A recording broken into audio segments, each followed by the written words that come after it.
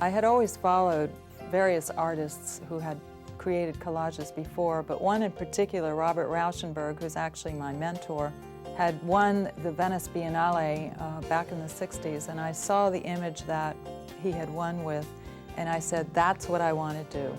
I love collage, I love juxtaposing images, photographic images, and paint in order to tell a story. Born in Philadelphia to a family of artists, she was educated in Germany, Switzerland, Paris, and Spain. Her work has been exhibited throughout Europe as well as New York, San Francisco, Caracas, and in Florida. She lives and works in her studio in Coconut Grove. Meet Erika King. Every picture tells a story.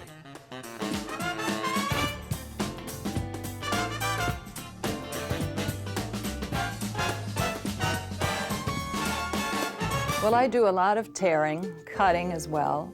I can enlarge photographs and I can reduce them, enhance color, and change the color even if the photographs are old, because the original photographs used to fade after a number of years. I think that I'm unique in that I'm actually, in a chronological way, showing and tracing the corporate history or the family or the team or whatever it is that we're working on. One of the first and most memorable was for Texaco, for their headquarters in New York. And again, they sent me boxes of all of these ads and memorabilia that was original. And it was wonderful just laying out all this material on the canvases. It was 15 feet long. I like to choose the pieces for both the artistic as well as the importance for the collage. It has to have some pizzazz, shall we say, in order to make the composition interesting for the overall piece of artwork. I really enjoy working on large surfaces because it gives me more freedom with the paint, and I can kind of do my thing with big brushes and big brush strokes and kind of sling the paint around a bit, which is much more freedom than working on a small surface. I created 5 panels for Mr. Huizinga, at that time the CEO and president of Blockbuster Entertainment, which traced the history from 1985 to 1995. They created this fold-out that incorporated all of the panels and told the entire story, and this was given out as a commemorative piece that year. When my collages hang in receptions of major corporations, and I've done a lot of Fortune 500 companies, people walk in and they have an interesting work of art to look at which tells the story of the company. Well, I'm being commissioned, and in that sense, I'm a little bit flexible in terms of I'm giving them the artwork, they have to live with it, and I want them to be happy with it. They're very proud of their corporations and their history, so it's really fun to give them a work that means something to them. I've always said that I want to create meaningful artwork that gives pleasure and joy to the clients. I've done a number of works that have commemorated, for instance, the Miami Centennial, where I've done the collages and they've been turned into posters and prints. They've been used on magazine covers, they've been used for program covers and invitations, map covers, brochure covers. So it's exciting to see the work either in print form as well. I created the collage for the United Way's annual report cover, which really conveyed everything that they had done for the year.